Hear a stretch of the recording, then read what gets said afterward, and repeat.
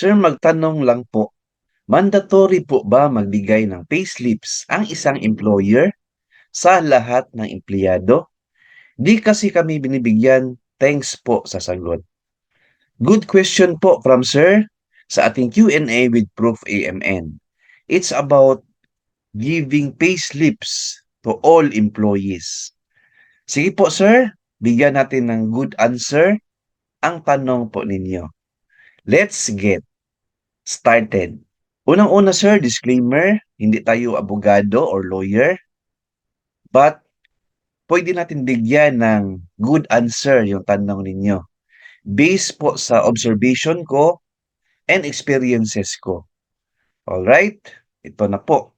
I believe, sir, sa mga government offices and big companies, mandatory po na bigyan ng payslips ang lahat ng employee sa kanilang offices. Bakit po? Kasi para aware ang mga employees magkano yung gross pay niya, net pay niya, mga deductions po like Pag-ibig, SSS, PhilHealth, or GSIS. And of course, yung tax. Yan po, no? Dapat aware po yung employees. Ang hindi ko lang alam, sir, or sure, baka po exempted yung small companies or new company po na may 5 employees or less. Hindi ko lang sure po, sir, ha? Kasi po ang basis ko niyan is, for example, yung kasambahay or personal driver. 'Di ba wala po silang payslip, right?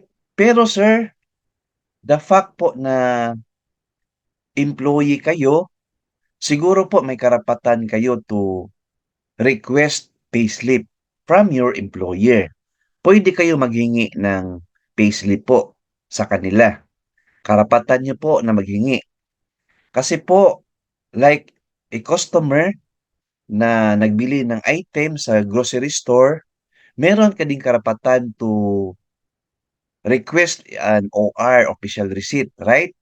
So, of course, yung grocery store magbigay din ng resibo kung maghingi ka. Ngayon, as employee, pwede ka rin hingi ng payslip sa kanila.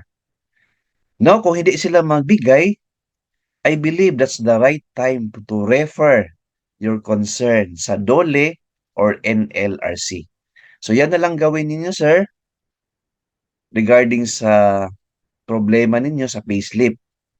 Pero I believe po may karapatan ka as employee. Kasi ang customer is like an employee po. Kasi you give services to your employers, right?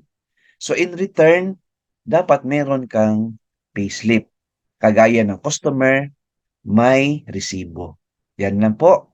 Hope na nasagot ko yung question niyo, sir. Keep watching my YouTube channel.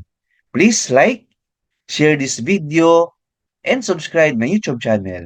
Thank you, God bless, and 2 thumbs up.